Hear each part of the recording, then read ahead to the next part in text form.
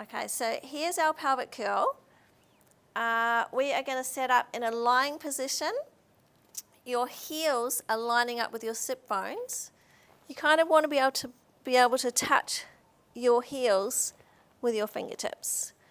You've got that neutral pelvis, so to set that up, you're just going to go into a rocking action of the pelvis and go in between those two positions. The two hip bones and the pubic bone are sitting in a flat triangle. You've got the natural curve of the spine.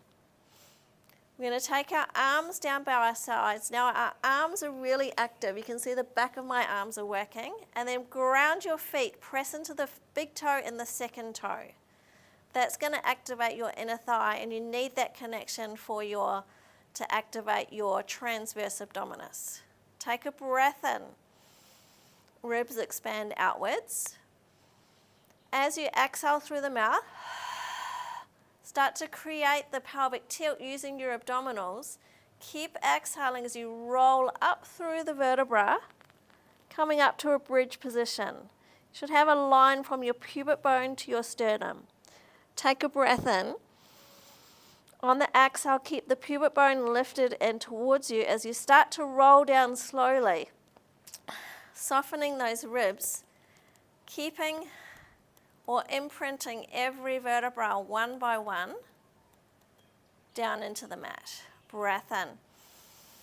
Exhale. Create that pelvic tilt. Feel the back pressing into the mat. Arms are active. Press into the first and second toe joint. Roll up. Inhale, pause. Exhale, coming down one vertebra at a time. Keeping the pubic bone tilted towards you. Try not to squeeze your bottom.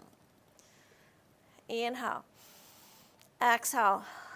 Create the tilt. Roll up. You're working hamstrings and abdominals here, as well as mobilizing the spine. Good rolling down.